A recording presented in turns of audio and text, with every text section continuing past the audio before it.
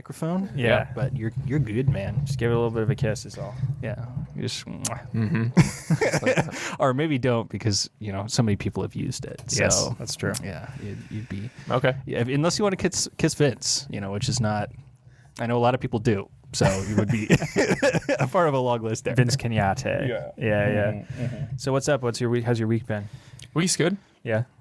Yeah, I'm putting in a wood stove into my house. So Oh, really? yeah, putting holes in the wall and Are you buying it like prefabbed, or you? no. Yeah. So Are you building the thing like out of iron and steel? no, or I you have like- the no, I Okay. have the wood. No, I have the wood stove. I'm figuring out the flue, how to get the flue, get the proper draft. Because that's like that's super important. Yeah, insulate it right. Mhm. Yeah, get the proper draft and yeah. Well, so that leads me to this question, which is, when we used to have a wood stove back in one of our old family homes, like having enough cord of wood just at any given time is just insane work, on top of everything else. Are you going to be spending most of the rest of the season? No, I've seen his wood pile. He showed me a photo. Is it? Yeah, I've got a big wood pile. Is it stacked? Yeah, that'll help.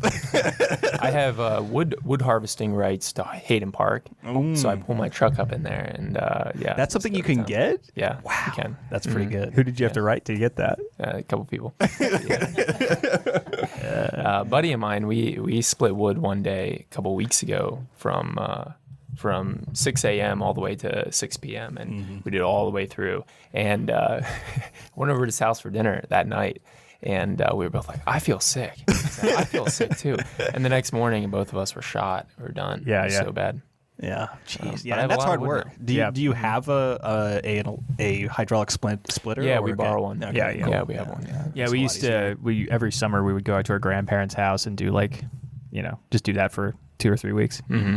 Which I mean was awesome. I mean, it was a lot of free meals and you felt pretty good afterwards. You take the rest of your time, grab a 22 and just go hunt squirrels. But it was a lot of work. Yeah. A lot of work to keep yourself warm. And easy. Yeah. Well, and that's the thing is, I would always be nervous that I would run out of wood at the exact wrong time, right? But I mean, if you have such a large stockpile, I doubt it's a concern or an issue. Probably have 6 cords right now. Yeah. But it's not seasoned yet. So. And I have a backup. I have propane. So Okay.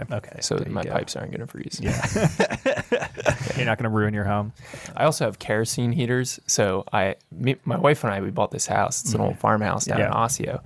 And there were these 2 old ladies whose father had passed away, and he was a hoarder. So he had 2 full barns full of just farm stuff. Yeah. And we got to the closing date, and then they had to vacate the property, get everything out there in the next 30 days. Yeah. And I looked at them, I said, do you guys have a plan for this? And they said, no. And they said, and I said, would you mind if I just made you an offer on everything? Yeah. Furniture in the house, everything in the 2 barns. Yeah. I'll just write you a check right now. And they took it. So. Wow. Sweet. That's perfect. So how much junk though? So I've had junk. Yeah. So like what kind of stuff are we talking in those the barns? Like tractor implements, no actual full-size tractor, but a lot of tractor implements, some smaller tractors, a couple riding mowers. Jeez. A couple riding mowers. 5 or 6 rototillers. Well, how much acreage do you have? 10 acres. Okay. Yeah. Yeah. You need a couple riding mowers just in case one falls apart. Yeah. How much of that is actual lawn though? How much is that field? 6 or 7 acres in field, in hayfield. Yeah. Okay. Are you gonna try and cultivate? Yeah. Put animals on it. Put steers on it. Yeah. Steers. Yeah, there we go. There we go. Dude. Race some meat, right? Yeah. Which I don't know, man. That sounds like a lot of work, but totally worth it. Especially around here, the demand is super high. Oh, for sure. For farm raised, grass fed, that sort of thing. Yeah. Incredibly high. You think it wouldn't be as high just because of the sheer amount of land that people could raise a steer on, but for some reason it's subsidies, farm bill, that sort of thing. It's a lot of incentives to raise soybeans and corn. Not so much to raise steers. it's all you see around here, but It's kind of tough. So just as a point of introduction to our folks who are at home and may not know you, this is Morgan Morrison on the pod. welcome. The first guy to the get, studio. Yeah, welcome to the Stoots. The first guy to get on the pod with a YouTube comment. That's right. Which one of you guys saw it? I saw it first. Okay. Yeah, I said it to that. But I was thinking the whole time, I was like, my wife. I mean, we're good friends. We've met before on multiple occasions. I was like, why doesn't he just text me? Ask for my number. He's like, hello, consider this direct, question. Formal invitation. Formal invitation. Yeah. So we're glad that you saw that, and it was under the Joshua Palladino episode. Great episode. Great. That was the first one I saw. Yeah. I rewatched it a couple times. So. Yeah, rewatched it a couple of times so that you could go to mewing. Is that the reason? Yeah. You got the job for it. I imagine you've been doing it for, I don't know, 20 years at this point. Yeah, whatever you need. Now, it was. Let me preface this by saying, though, this no guarantees if you comment on a YouTube video that you're getting on the show. Okay, this is no guarantees, but I thought you should. It does improve your chances. So quite substantially. All I'm going to say is, do it just off of that. Maybe 10%. But so for anybody who's sitting behind this, watching us right now or listening to us right now, who might be thinking, who's this guy who thinks that he can just raise steers and butcher them for meat? You have a lot of experience in this field. Yeah. Not raising them, but killing them. So there you go. Yeah. So I figure if the hardest part is the end, right? Yeah. Because by the end of it, if you've fed it and kept it alive for this long, and you've got this massive, beast of an animal, and if you don't know what to do with it, that's the hardest part. So if you know how to kill it and process it, I think that's the hard part. Yeah, so. there you go. I mean, most people I know who raise steer in this area just send their steer to a processing plant, and then buy it off of them and, pay those costs. But same thing with people who hunt, same thing with, go to Jerome's, which, great crab salad, but if you can take care of the processing yourself, then that's a totally different story. But you have, I think I've eaten multiple things that you have processed before. Did you do the lamb? Probably. Yeah. Did you, the lamb for Easter dinner at the parish. So I mean, you've done a lot of that. Well, what would you say to like a layman, who, and I'm not quite that kind of layman, but if somebody who has, oh, this is icky, it's scary, what the heck are you doing out there? I mean, what are you doing out there? So what are some things that you kind of have learned over the years that kind of can make that safe for you and also safe for the animal? Well, I mean, I wouldn't start by doing it on your own. I'd get someone who knows what they're doing. I would because if you have a first bad experience, this goes for anything like this. It goes for hunting, it goes for a bad fishing trip. If you try it and you really hate it, and it's a miserable time, you're probably not going to do it again. Yeah. So don't do that. Yeah. But practice makes perfect. So you should lay everything out beforehand. Make sure you have everything laid out, all your steps. So your knives, your bags to collect the entrails, know what you're going to do with the hide and with all the bones and the waste. Know what you're going to do with all that stuff and have a way to get rid of it. And then, know how you're going to package it and freeze it. When you have a carcass laying on a table and it's warm out, and you're worried about flies getting on it and the meat spoiling, that's a pretty high stress sort of situation. So perfect planning makes perfect. Yeah. What does the Army say? I don't know. Yeah, the Army perfect said, waiting? I don't know. Yeah. Hoorah, I don't know. So you've got multiple I can imagine that just holding a carving knife and being on a clock is already just a high stress situation where a simple slip up, that means, not only are you using a sharpened implement, but you can ruin, years of beef right there. Right. Yeah. So, I mean, so you opened by saying, make sure you have somebody with you, to help you with the process, especially if you're starting out. How did you start out doing this? I mean, because this is not a common, I would say, hobby for most young individuals or even old individuals. Not a common hobby in general. So that being said, how did you sort of get introduced into the butchery process? I grew up with it. On my mother's side, they had a butcher shop. So it was my great-grandfather who opened the butcher shop in southeastern Pennsylvania, Chester County, outside of Philadelphia. And so for 3 generations, they had this butcher shop, and I grew up with it. We were known as, we made the best scrapple and sausage in the entire southeastern PA. Best scrapple? I mean, that's a big deal in that region. It's a pretty big deal. Scrapple's it's a pork pudding that's a breakfast sausage. So it's a pork pudding, you slice it and fry it. Yeah. It gets crispy. and it's kind of like a gooey on the grainier, inside. like a grainier Spam or something. Like like it's a lot better than that sort of. It's a lot better processing. than Spam. A lot better than Spam, but it's sort of like that in some respects. Yeah.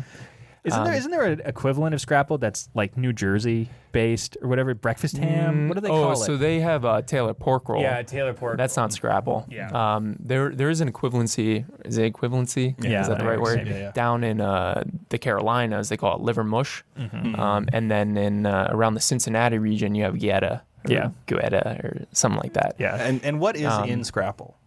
All the scraps of the pig, all the offal, and then the head meat. Because the head meat and the trotters, the feet, are where you get the gelatin. Yeah. So it contains a lot of gelatin and it works as a binder. So I know that in the popular culture, people say that that's sort of what a hot dog's made of, right? Yeah. That's sort of awful.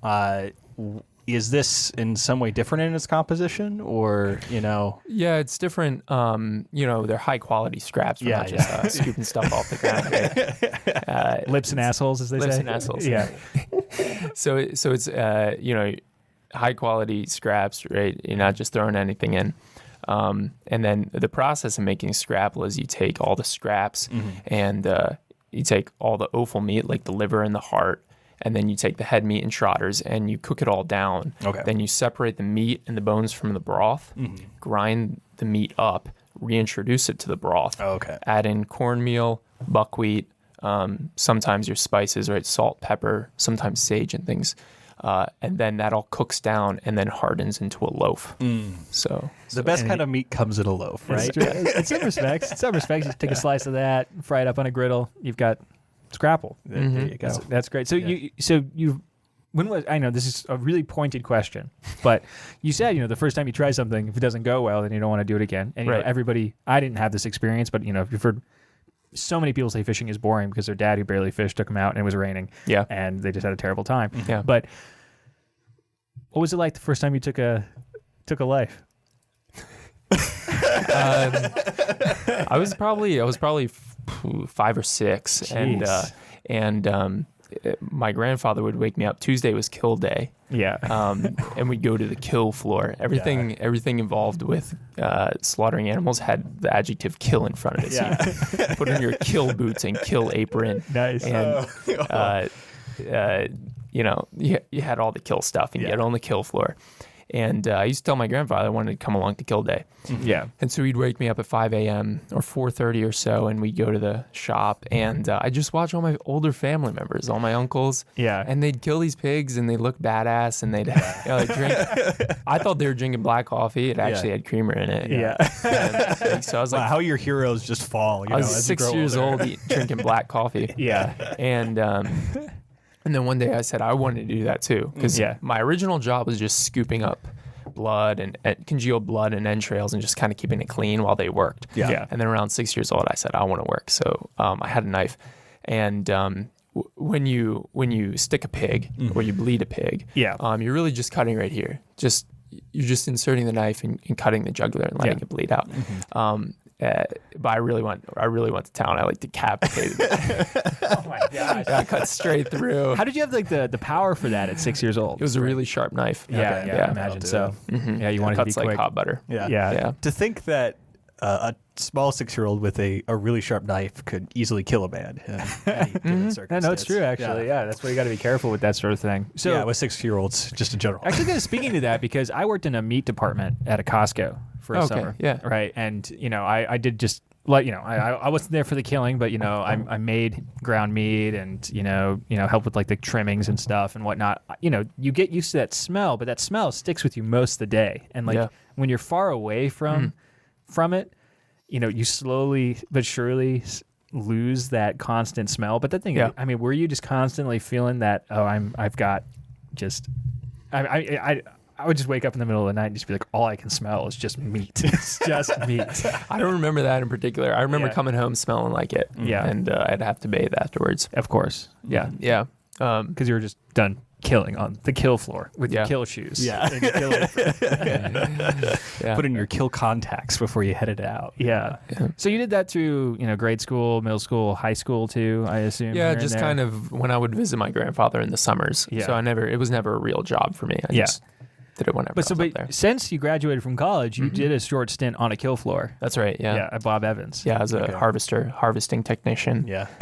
Is that what they call it? Yeah, harvester technician. It's still on my resume. That's awesome. That's awesome. Did you get Did you put that on your resume for your current job? Oh, yeah. Did they bring it up in the Yeah. interview? Maybe. Oh, okay. I can't remember. Yeah.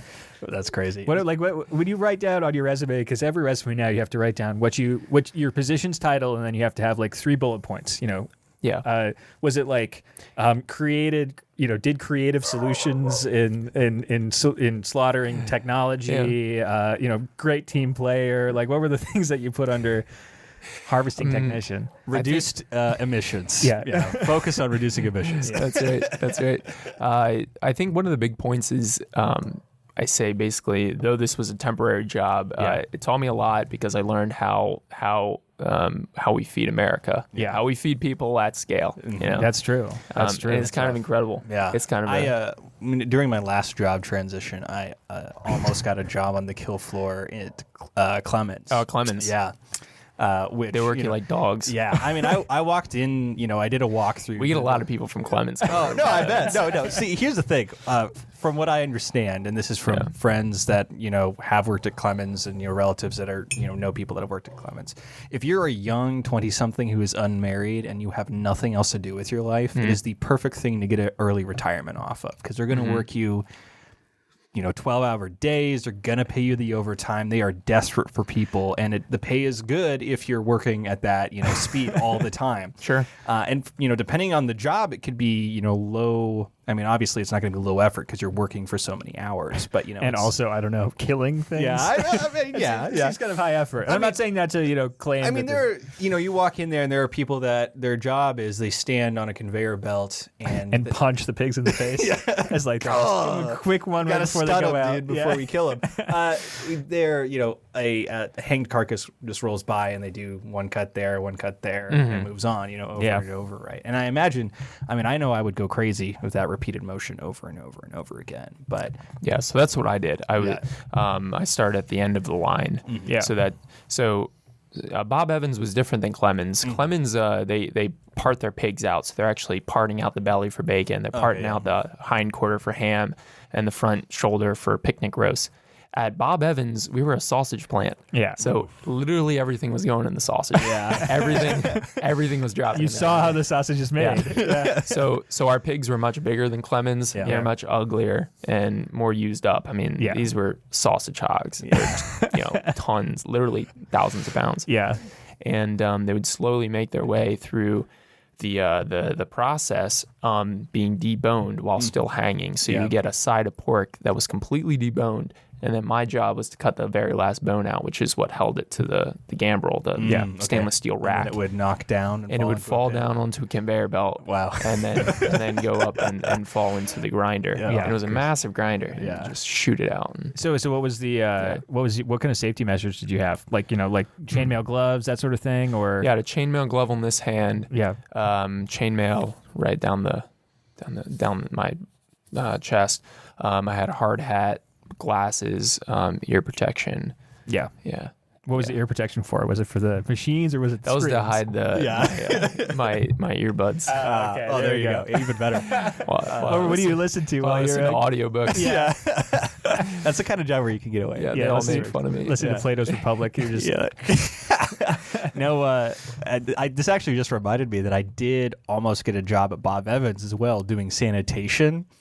Afterward. Night sanitation, which would have been hellish. That would have been insane. Well, so I did that for the meat department, which, by the way, if you want to eat clean, Costco's standards are like 2 or 3 times the standards of your average grocery store. So, I was there. The first time I was there all night. But there's something about the smell of meat that you cook with a hot hose as you're spraying it off of machines. I remember that smell. That sticks with you. That sticks with you. Yeah. The funny thing is the first time I actually, speaking of the audiobooks thing, the first time I came into the meat department, there was this guy who was working there. Was this foul-mouthed dude. He was in like his 50s, who I think had been divorced like twice and had like 6 kids.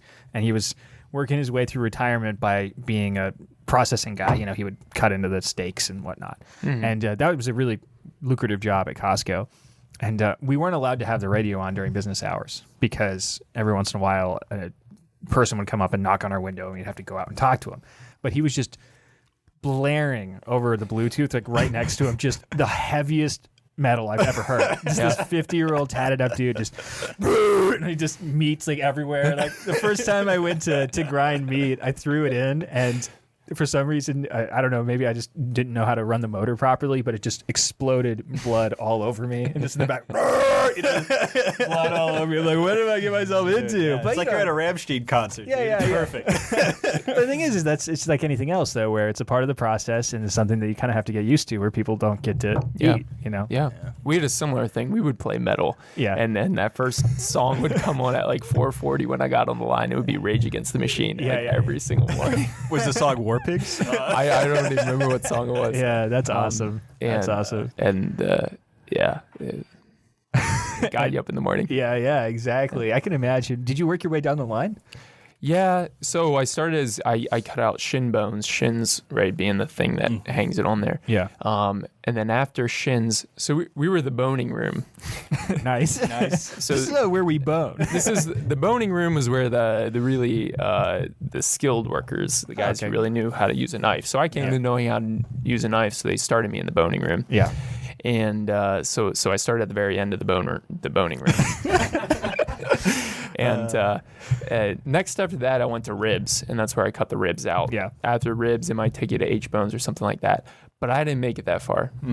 When I was cutting ribs, I had an unfortunate accident, and that sent me back to the end of the line again. Oh, no. So Did you cut yourself?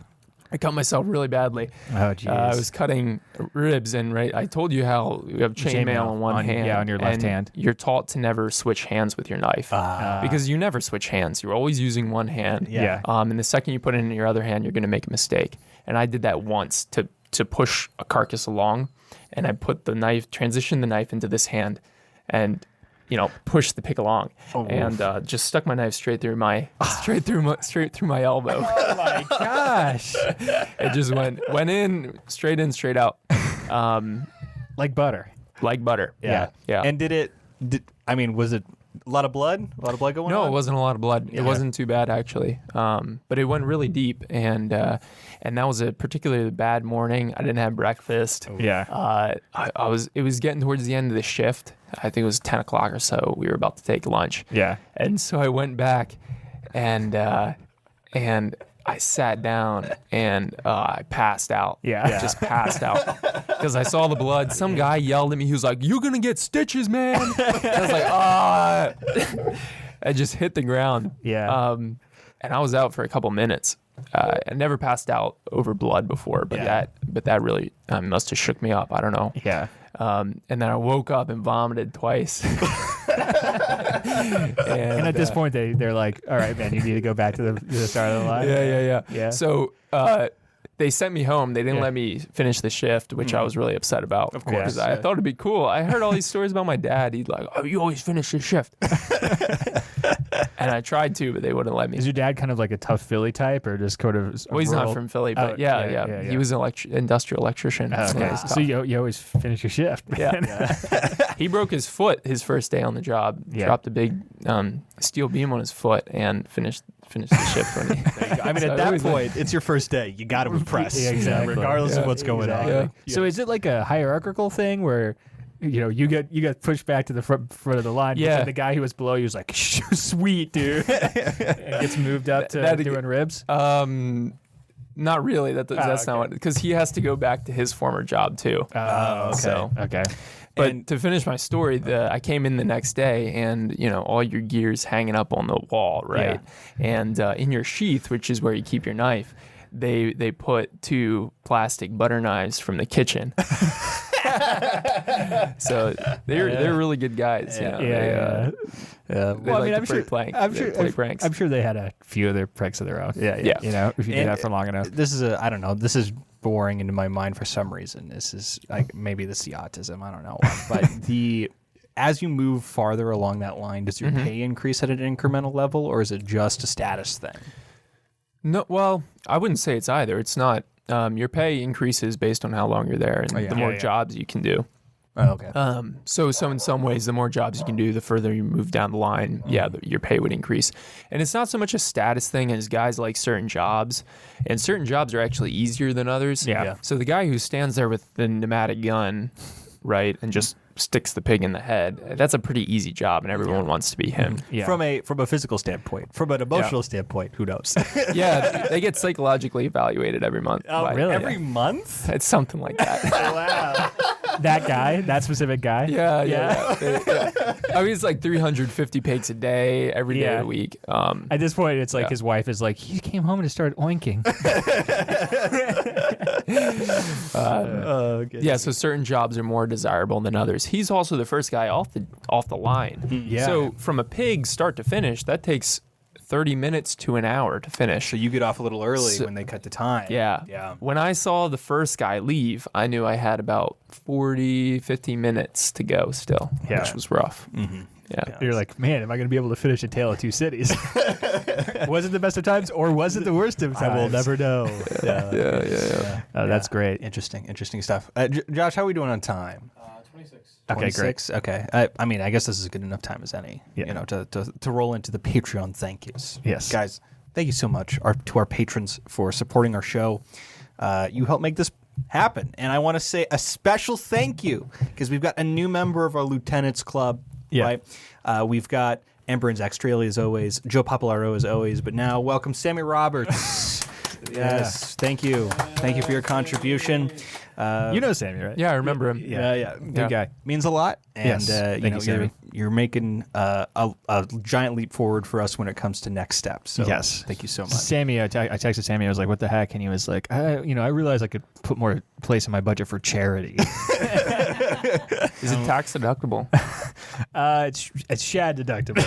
I'll write the IRS a real nice note. Yeah. And hopefully, fingers crossed, they'll listen. They'll listen. And if you're interested, we got $1, $5, $10 tiers as well. $5, you get the special bonus episode afterwards, which is uncensored.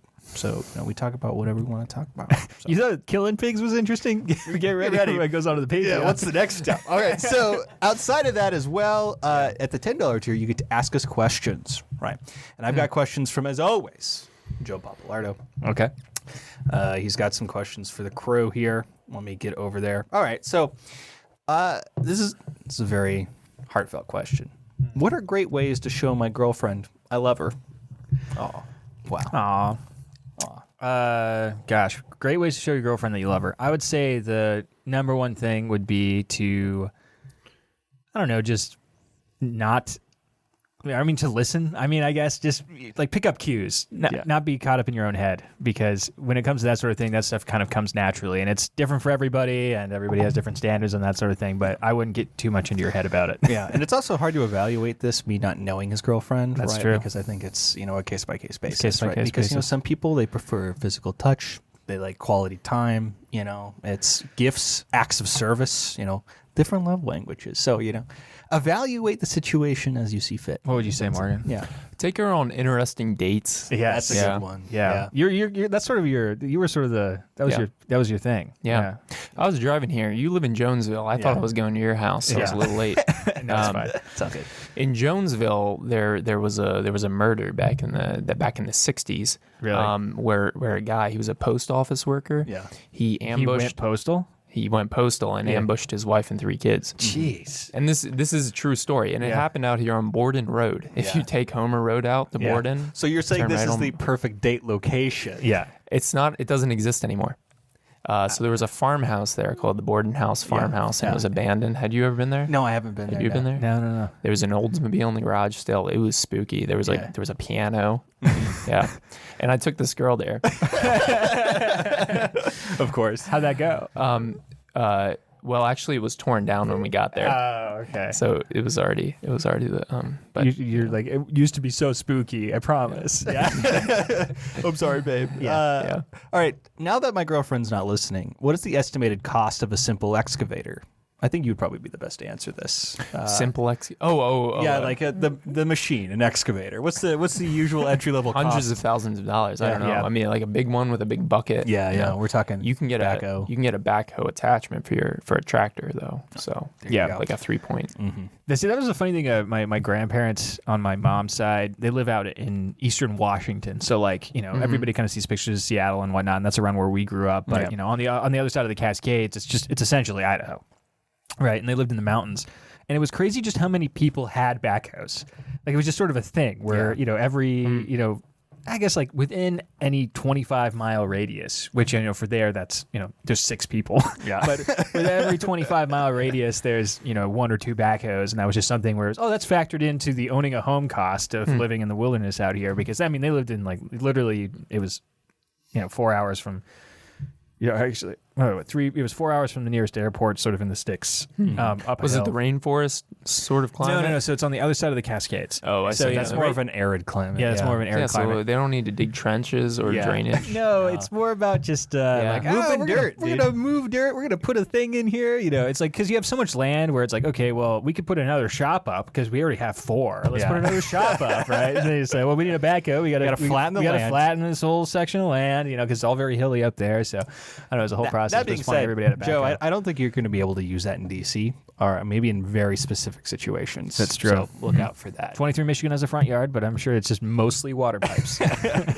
And we'll give him one more. What's your food guilty pleasure? Food guilty pleasure? Gosh, I've been thinking about Scrapple ever since you mentioned it. Scrapple's really good. I was talking to my wife about this the other day. First off, I want to answer this question by saying, no, there is no food guilty pleasure because I eat everything that's put in front of me, and it's bad. So, there you go. I'm confronting this, personally. I'm trying to get better. All right. I realized something I made in college. All right. This is going to curdle your blood. Okay. So I would make ramen noodles, but I would boil away the water, so it was just the noodles that were left over with the seasoning packet. I would use half the seasoning packet because I'm looking out for my figure. Right? Use half the seasoning packet, and then I think when you use half the seasoning packet, it's not about your figure; it's about your heart. Yeah, true. Which is more important? Yeah. And then I would throw in a slice of American cheese. Nice. Stir that thing up. And then I would fry about half a can of Spam, throw that in there. There we go. That's a meal. Pretty rough. Gotta say. But I think back upon it fondly. Yeah. Yeah, that's a lot of salt. There really isn't nothing quite like the combined taste of Spam and American cheese. There's something beautiful about it. I mean, it's why the entire island of Hawaii is obese. Yeah. That right there. Right. Oh, goodness. What about you?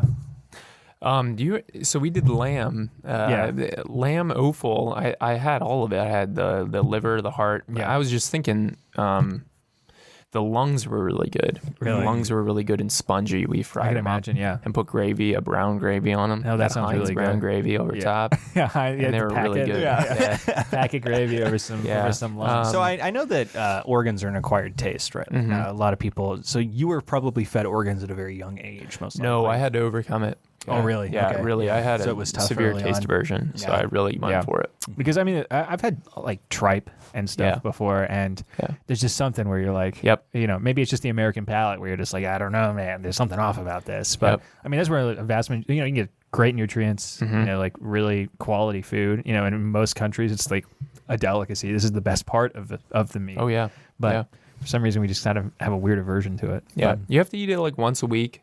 Put it on a schedule. I'm gonna eat liver every Thursday or something like that. There you go. Yeah. That's I mean, Taco Tuesdays, Livers Thursdays, just as ubiquitous with the American schedule. Right? Yeah. That's what we got to do. No, my wife's obsessed with that sort of stuff, though. She loves, liver. She loves various meat pates. She loves even like Brunschweiger, which is just the bottom shelf meat pate stuff. She loves it. Just that on a cracker with a slab of mayonnaise right on top of it. That's her. That's her absolute favorite. With mayonnaise on top? Yeah. Oh, brother.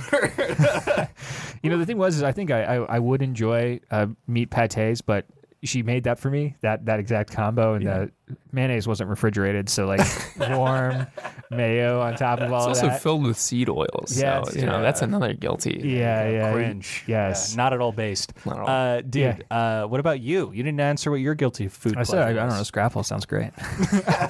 Scrapple sounds great. I don't know. I mean, so since I don't have a gallbladder, it's like most fatty foods are always a guilty pleasure. It's always like, okay, well, if I eat this, I'm going to feel like crap for like a few hours. So, you know, sometimes you gotta take the risk. You got to take your risks. Yeah. I'm basically infirm. It prevents me from processing anything that is awesome. Like the last 3 days, because, I guess I can talk about this on the show. I got poisoned. Yes. We gotta talk about this. Yeah. So I was at a good friend of mine's house, who shall remain named, Luke Martin of the band Lost Mary, who Patreon subscriber and former guest. and performer guest, future guest probably. Yeah. He bought all these after this. Who knows? He bought all these apricot kernels, which are what's inside of a pit. So did he actively buy apricot kernels? He did. He bought them. I think at Healthy's. He bought them at a health food store. Okay, right. And not Healthy's. Yeah. Healthy's is the shake place. Oh yeah, you're right. The health food store, which is somewhere, or that's over by like the Subway, right? Or I don't know. Yeah, I don't know. Downtown. Yeah. You think I'm shopping at the health food store, brother? Yeah. Anyway, so we bought them at the health food store, and like they're supposed to have all of these different health benefits, and you can look up like online, and there'll be an article from like health.school. Med, and it'll be like 15 things that they can help with, and it's literally everything. It's like your brain health, everything. And you're like, oh gosh, okay, I'm not sure about this. Well, it was marketed in the 90s as a cancer cure, and Steve McQueen, long before then, died. Had a heart attack 3 months after he started eating them. It became like a big thing for him, is that he liked these kernels.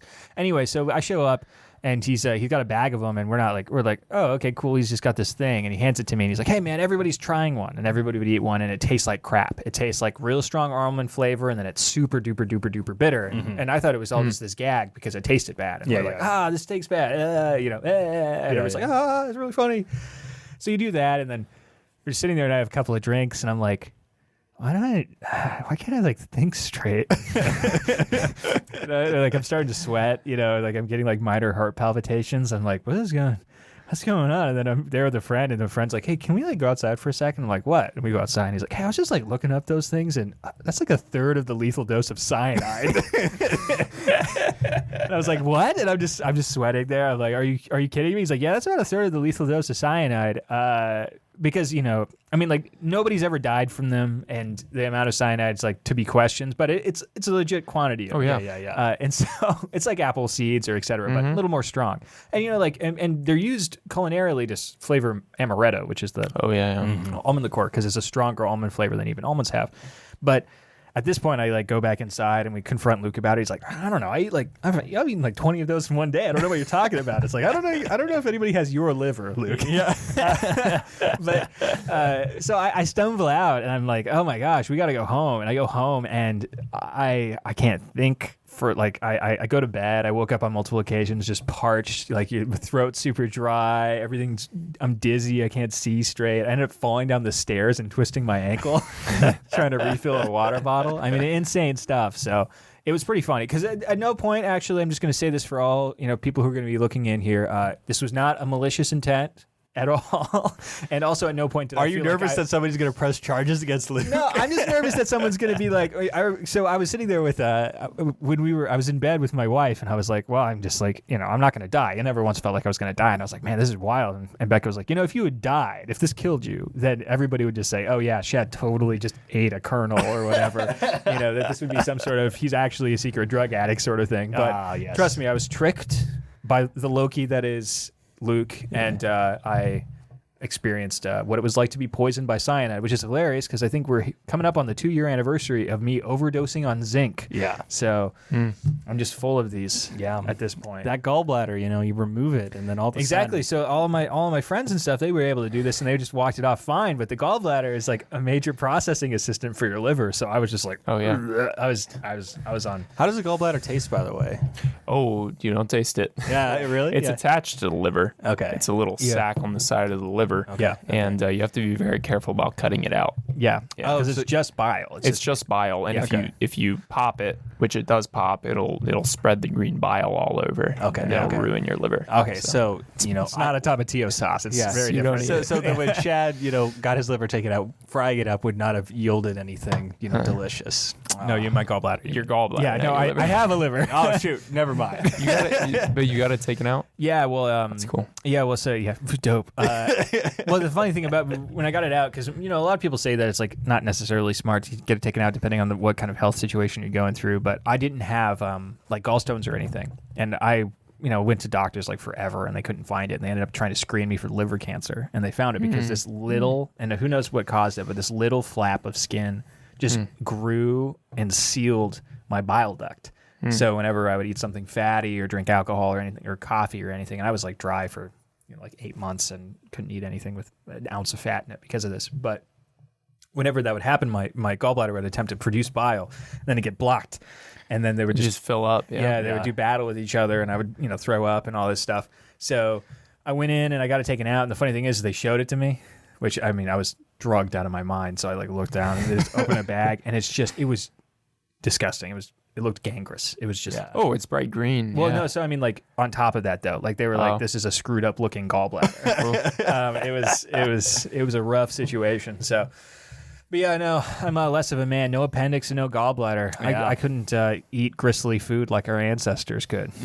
Yeah, as soon as the coming apocalypse will see you dead. It's just that simple. Yeah, you're not going to make it. Which hey, maybe you don't want to live through the coming apocalypse. I don't know about you, but I do. Yeah, I'm going to try my hardest. dude. If the bomb were to drop, I hope it drops within 5 meters of me, dude. Take me out, send me to heaven, brother. I do not want to deal with it, dude. I don't not want to deal with that ish, dude. What about you? I'm gonna live. Yeah. Yeah. Yeah, you've got the tools. I've got the tools. You've got the knives. You got your carving knives. You have your weapons. You've got, actually, speaking of tools, Dylan. No, I'm just joking. Speaking of tools, Got me. you were telling me we took a CPL class together. Yeah. Right. And in the class, you were telling me that you have Concealed pistol license. concealed pistol license. I'm now a carrying member. But you mentioned that Dylan is as well. But See, let me teach you a lesson in CPL real fast, which is you should not let other people know that you potentially have a concealed carry because that destroys the purpose of a concealed carry.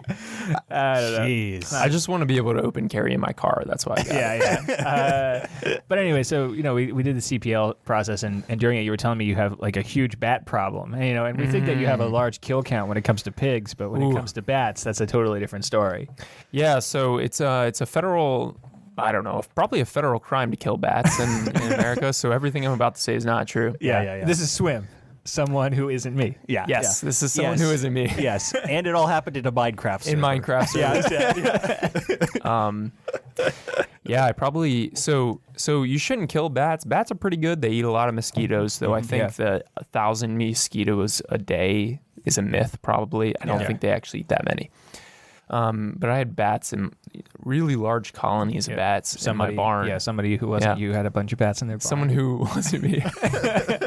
And this person, they felt bad about killing the bats, but at the same time, the bats made the barn unusable because they produced so much. Basically, so when I went in there for the first time, this old man had lived in there. Yeah. And he had put up tarps. He had strung up tarps. Oh my gosh. Across like the bottom story of the barn to protect him as he worked in his little shop and hoarded things. And these tarps We're just full of guano, dude. were full of guano. I took 55-gallon trash cans. Yeah. And I took my utility knife and reached up and cut a hole in the tarp. And I filled up like 3 trash cans full of this stuff. So what kind of what were you using for protection there? Because I wasn't wearing, I wasn't wearing any sort of, and I was breathing it in until my wife told me to put something on. I didn't know. I didn't know. I'm not from. You can get super duper sick. So that stuff is so nitrogen rich. Yeah. I dumped it in my yard. And there's like this giant, it looks like where a UFO landed because nothing will grow there. Because this is so nitrogen rich. So it's more nitrogen rich than you would even want. Than you would want. Yeah. It's not I mean, you would have to dilute it so much to have it actually be an effective fertilizer. It would kill anything you put it on. It's so rich. And then, so to get back to my story, I got rid of all this guano, and then I went on my wedding and honeymoon 10 days, came back, and there was another pile, like a 10-pound pile of shit, where I had just cleaned it all up, and I got so upset. Yeah. So I started killing them. Someone who wasn't you. Someone who wasn't me started killing them. This guy, he got 22 cartridges that have birdshot in them. They're called like rat rounds, or you can find them. And someone who wasn't me killed like 75 in a day, and just taking pot shots at them, and it's a completely hellish experience because they're screaming really loud like bats. Yeah. It's a disgusting noise, and they're crawling all over. They're wounded, they're crawling all over. I'm like stomping on them, smashing them with my shovel, shooting them out of the air. My chickens who are in the barn are just going crazy. Yeah. They do not like it. Yeah. Did they not lay for like a week because of that? It traumatized them. Yeah. But I had to get them out. There's just no way. There's no other way to get them out. I mean, like what? Other than, I don't know, maybe fumigation? I don't know. What you end up doing is you have to hire a specialist, and what they recommend is covering the entrance during the night when they fly out. Yeah. So there's none left in Yeah, there. my barn's old as hell. Yeah. there's a dozen entrances. Yeah. That's not an easy thing to do. Plus, I don't know, man. I know some guys who got some bat work done, and it was $5,000 just for the guy to just in an afternoon. There was a bat in our house, Yeah. in our bedroom 2 nights ago, and I killed it. I just whacked it. Yeah. And stomped on it, and then I got a. Man, my wife's gonna be pissed. My wife, for a second, thought, "Hey, we should get the rabies vaccine because it could have bit us in our sleep." Yeah. And I thought, "Nah, there's no way. Yeah. I would have felt it." But then she said, "Oh, I looked it up, and bats can bite you, and you don't feel it." But I don't think that's true. I don't know. What do you guys think? Well, so I'm not going to get the rabies vaccine. let me tell you. I don't believe in vaccines. I don't have a lot of experience when it comes to bats. Yeah, no, actually, I've seen footage of like bats feeding and whatnot. So I mean, what kind of bats are there in Michigan? What do you know about this? The big brown. Jamie, look it up. Yeah. Jamie, come on. The big brown. It's called the big brown bat.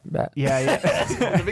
The big brown bat. Yeah, the big brown bat. Yeah, the BBB. I know my shit. Also the little brown bat. Oh wow, we just got a couple of brown bats. The Little brown bat. And the northern long-eared bat. Oh, okay. It was a big brown one. Yeah. So I can imagine that those subsist like primarily on bugs and various bug types. Yeah. But I mean, in order for a bat to bite you or whatever, if you look at like a vampire bat, the vampire bat, they're not like vampires. They go and then suck it through their fangs or whatever. They take a huge ass chunk out of you and get then the blood going, lap it up. Yeah. So I don't know. I just can't imagine that there's something you wouldn't feel. Well, I mean, also, I don't think that a bat is going to attack you unless it is in some way self-defense or it's panicking. Yeah. Right. Especially in that instance. It's not like they're especially grazing. when they're It's not bug like bats. Yeah. It doesn't make sense. It's not like a mosquito or a flea or whatever. Like they're not grazing on you.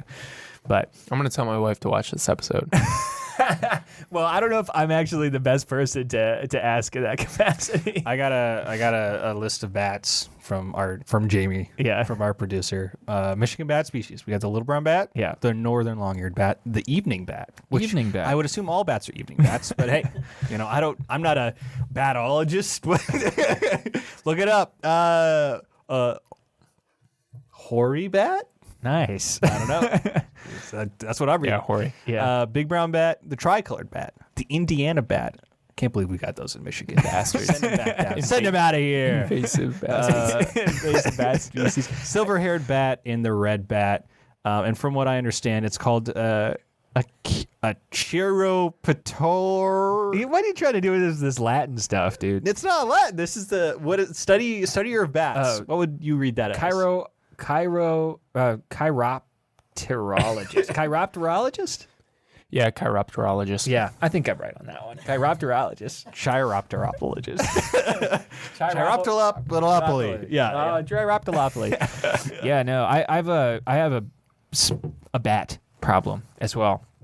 And the thing about ours though is that they're I don't know. I'm wondering if they're vagrants or something because they only show up like once a week.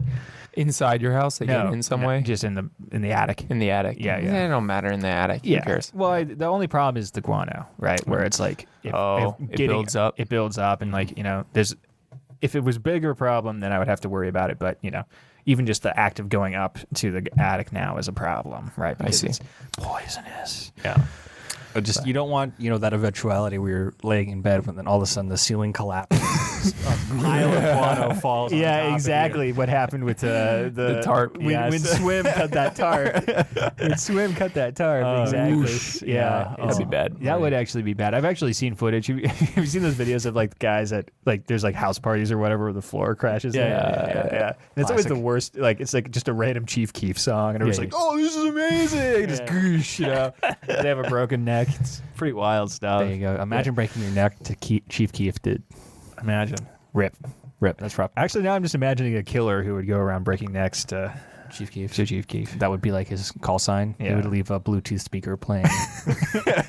Oh no, the Chief Keef killer struck again. All right. I think we should go back to the topic at hand, the focus of this episode, which is butchery. Okay. All right. Mm-hmm. So you've gotten a lot of experience from your family ties. You got a lot of experience from professional experience, right? Yeah. So the next step here is application in a hobby sense, I guess. I mean, how do you perceive it, right? Are you doing this as a long-term way to, save money? Are you looking at it as, a way to be sustainable in your food production? What's your mindset on it? Yeah, I think I would like it to save me money. Mm-hmm. I think processing fees cost a lot. I think last I checked, to have a deer done, it's about $200. Okay. Which is a lot of money. I mean, that kind of eats into your especially savings. if you're paying for the hunting license and the tags and all that Who stuff. does that? Yeah, nobody. Definitely not Swim. Yeah, definitely not Swim. If you're I'd like to.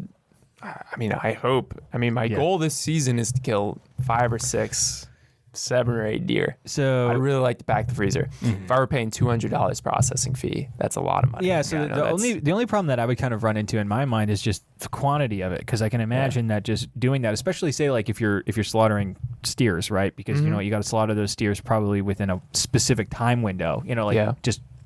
First off, I assume you got to get somebody out there. Right. Yeah. Somebody to help you out with If that. I were doing it with like home butchery, if I had raised my own steers and I were butchering a steer on my own, I would have to wait till November, till it was cold enough to hang those sides of beef in my barn or something like that. Yeah, that makes sense. And then, certainly I would have to have a front end loader on a tractor. Works pretty good to lift up the carcass. Yeah. So, yeah. Do you have a tractor that has a front end loader? No, I can borrow it. Yeah. You got to get that backhoe attachment. I've got neighbors. Yeah. You got neighbors. They've got tractors. Eventually, though, that's something you should look into, I assume. Yeah. I think I will. Especially for feed transportation and all that sort of stuff. Unless you're doing entirely grass fed, which is that the goal? No. I think I would finish them on grain. Yeah, because I feel like I was actually recently watching a video about this about feed rotation, and it seemed like just like in order for you to keep fresh pastures for steers consistent, you gotta have a lot of land first off, but then also you have to actively move them. You have to move them, every couple of days. Every couple of days, because they wipe a spot out, move them, they wipe another spot out, and you just rotate it like crops, basically, just in a microcosm there. Although in an added addition, what this person was doing was just following them with chickens. Oh yeah, so they pick through the shit. Yeah. Eat the bugs out. The bugs and doing a whole thing. It was like a weird like caravan. It was a gypsy farm on his own property. Yeah. I've seen that. Yeah. Beautiful. So I'd like to open a shop someday too. I've always wanted to open a shop. Okay, that's cool. A butcher shop. A butcher shop. Yeah. Yep. And do custom butchering for farmers. Okay. There's this law in America where you can't process an animal and then sell it piecemeal, sell it by the steak or the individual roast, unless you're inspected by the USDA. And so that means you have to pay for a USDA inspector to be there on site at all times inspecting each carcass. Jeez. Which effectively means they're cutting all the small guys out of business, and then only these really large processing facilities are able to have the USDA. Well, I can imagine because the USDA inspector, that sounds like a $150,000 a year job. It's I mean, we at Bob Evans we had like 5 inspectors on site at all times. Yeah. So I think the closest USDA inspected facility other than Bob Evans here in town, which only does pork, is Union City. Yeah. So, if you take a local place like McElroy Farms that does grass-fed beef, you imagine they have to transport their steers all the way to Union City, about an hour, maybe an hour and a half away, I don't know. And then they have to pay those processing fees. And then they have to transport that meat all the way back. Imagine how much that adds to the final cost of the product. Yeah. Whereas if they didn't have this stupid federal law in place, which, I'm realistic. It's never going to not exist. Mm-hmm. This is just what we're stuck with. Well, the agricultural big ag is in support of this. Impenetrable. Yeah. Imagine if you didn't have those regulations in place. Yeah. If a small mom and pop shop that does custom butchering could butcher those animals and then sell those steaks, sell those roasts. Yeah. They would still be inspected by some government official, by some health department, the county or the city. It would be this is just the way we used to do things. Yeah, yeah. Mm-hmm. And that's the way that most places that produce food operate, right? Especially, a small town restaurant, right? Which is basically doing, it's not as intensive when it comes to health safety, right? Mm-hmm. But, they have periodic inspections. They don't have constant, each carcass being investigated. I imagine it's very different in Europe, too, for the... I'm actually not sure. I think it does work differently in Europe. Yeah. Yeah.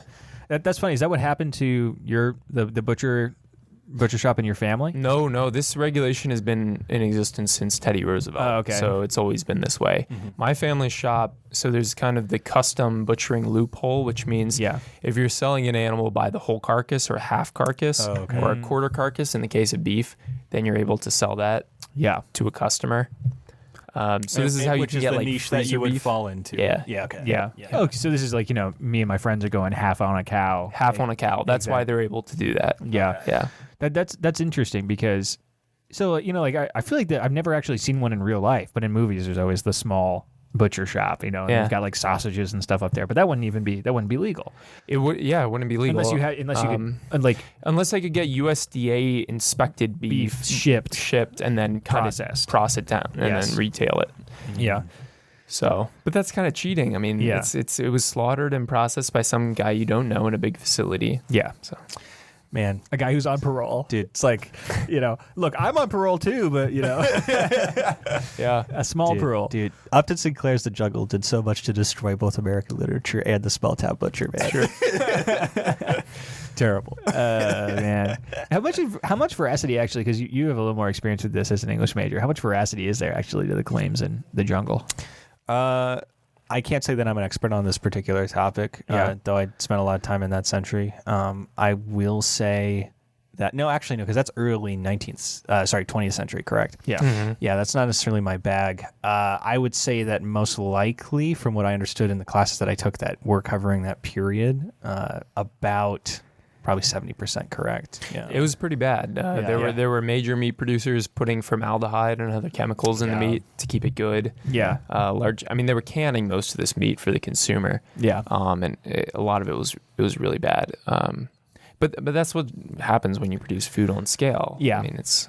Because the people who were doing that weren't the mom and pop shops. No, it wasn't. Right. Yeah. It was the people in Boston. Yeah. So ironically, what happens was only those large companies, those meat packing houses, were the ones able to comply with the regulations and stay in business. That's what's ironic about it. Exactly. A lot of mom and pop shops are thrown out of business or at sunk, that point. Right. Yeah, it's wild. Like if you just scratch the surface on big ag, and that might be outside the purview of this podcast, but it's just maybe not the Patreon, but it's insane. They're going to kill us for what we say in the Patreon. Yeah. If you are a big ag super soldier, up on your antibiotics. Yeah. If they're feeding you, if you're finishing you on corn, then drop $5, hop on the Patreon, and check it out. Yeah. Get some dirt. You get to go to the Patreon and turn the Patreon into Exhibit B. Yeah. Oh, rip. Hopefully. Yeah. So actually, I have a quick question about that in relation to kind of you working with, and Bob Evans and like meat processing, because there's this big thing right now when it comes to like documentaries and whatnot, and like I remember seeing this stuff in middle school and high school. I of course have not followed up on it, but there's this big opposition to the larger concept of factory farming, right? Mm-hmm. And that relates to not only the way that these animals are raised, in some capacity the way that they're butchered, in some capacity the food that they're fed, and all these things. Well, what do you think? I mean, do you think there's a place for like industrialized farming in any capacity, or like what you were doing at Bob Evans, right? Because like at the slaughtering process or something along those lines, or is that something that we should probably be moving away from entirely? Because it's hard to feed people on scale.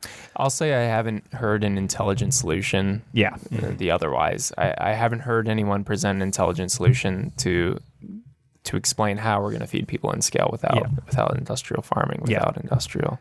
Yeah, the solution is always we just change the meat processing to bug processing. Yeah.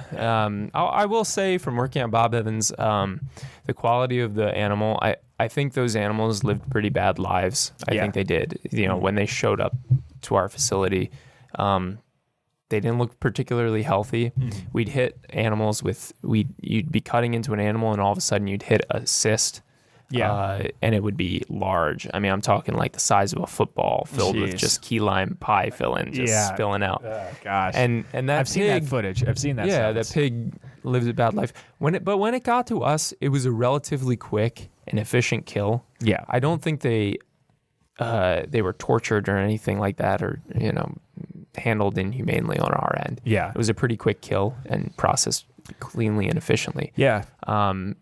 Something has to change probably on the production end. I think raising those animals in that sort of environment is pretty bad. Yeah. And I think it's unhealthy for humans as well. Yeah. Yeah, because it's I mean, I think that basic common sense shows, and science, I think in addition, shows where it's like everything that animal eats is transferred to you. Maybe in micro quantities, but if you're eating micro quantities of anything for years and years and years, then that's going to cause long-term, potentially negative effects. Yeah. So, I don't know. Yeah, it's odd how there isn't really a solution, because, there's always like there's two camps, right? Where one is, it's always degrowth, right? It's like we either just don't eat meat anymore, where you eat meat once a week and it's not really like a part of the American diet. And then, people go an extra step where they say, well, we can get our protein through other sources like, bugs or, soy, soy subsidiaries or et cetera.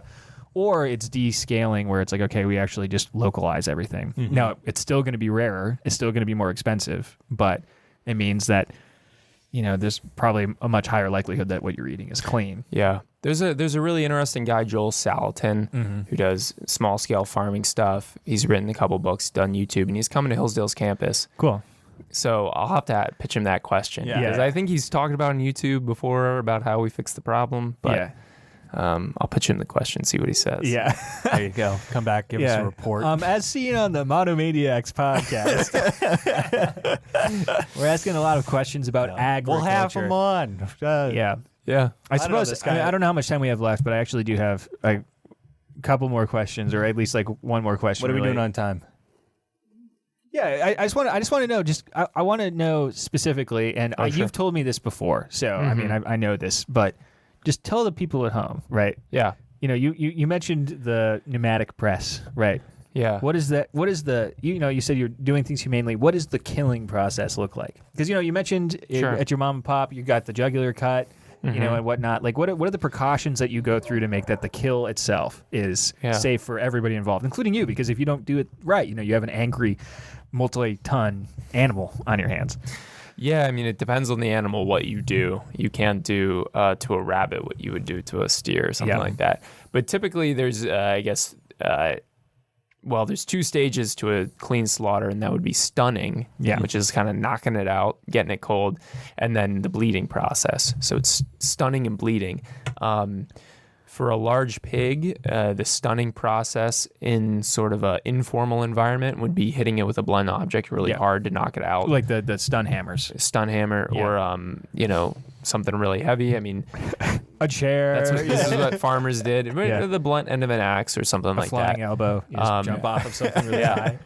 Typically, or shooting it with a .22. That's difficult because a pig's brain is about that big. Yeah. You have to get it at the right angle and everything like that. So you're stunning it, it drops, and then you bleed it as quick as you can. So you stick it and let the blood flow out. Yeah. And then at that point, it's dying. It's going to flop around for a little bit. But it's dying at that point. So how do you do that? How do you do that safely? Because in the event that thing is flopping around, hooves and all, right? Yeah. How do you do that to where Well, you nobody would gets hurt? stand. I guess you would stand over its head with its body, facing in front of you, so it's Yeah. not kicking or anything like that. Yeah, and that's because especially in a close proximity, because I assume the line, like at somewhere like Bob Evans, everything's pretty tight. Well, with Bob Evans, they would actually be channeled down the chute, so Okay. it was much more controlled, Efficient. I guess. Yeah. Something like that. You just have to press the button. Yeah.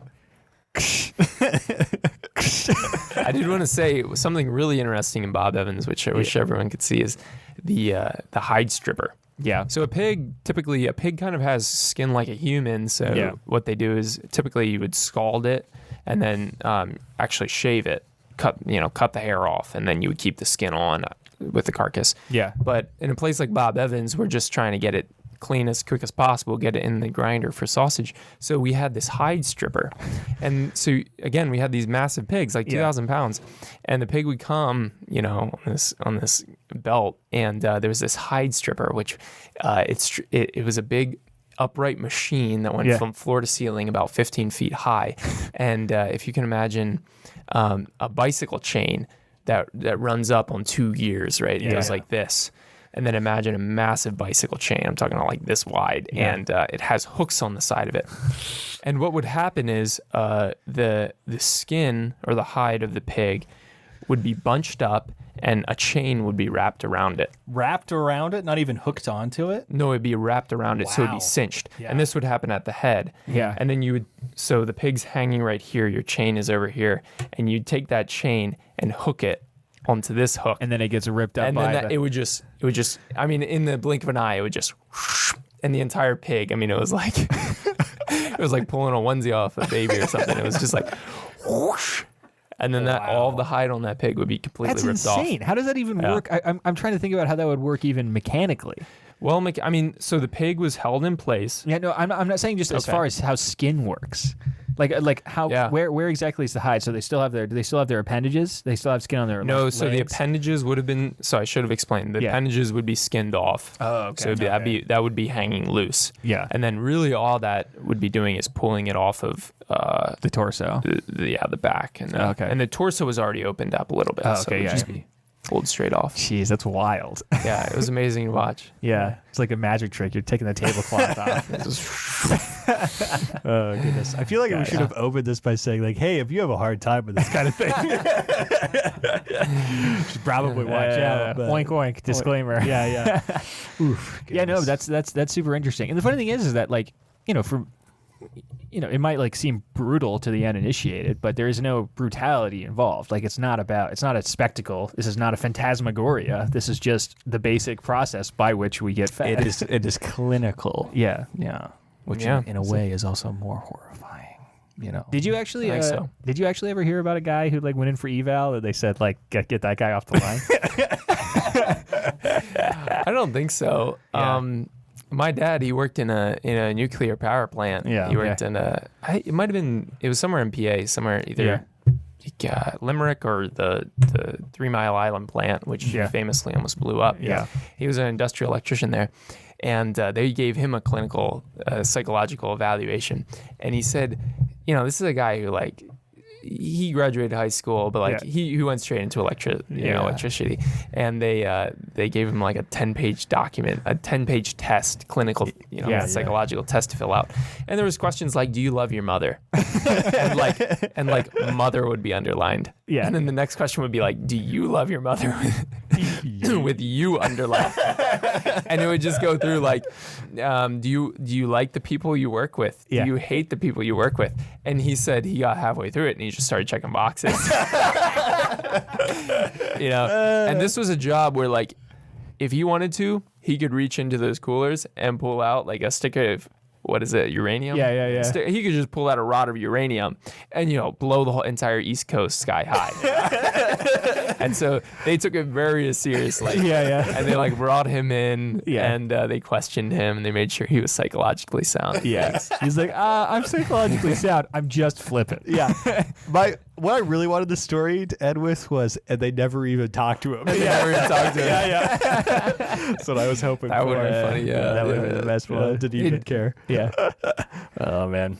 All right, cool. I think that we're out for time here. So if you want to hear more, I guess we're gonna get into Big Ag maybe and maybe talk more about what Swim is up to. Dude, what's Swim up to? In the Patreon. Yeah. So I can talk a little bit about the Amish too. Okay, yeah, no. So actually, this is something we'd actually probably once you've finished the book, would love to have you back on to talk about. Yeah. Morgan is currently in the process of working on a book about the history of the Amish settlements in this area, right? Mm-hmm. That's right. So as soon as he finishes the book, which Couple years. couple of years, or maybe in the meantime, because he did threaten to bring an Amish person on the show. Of course, they can't be in front of cameras. So maybe potentially a audio interview in Off the the future, record. off the record, potentially. But no, so he's working on that right now. So if you want to hear more about that stuff or more about whatever Swim is up to, then feel free to drop us $5 and give it a listen. Otherwise, thank you for listening, and we'll see you next week. Goodbye.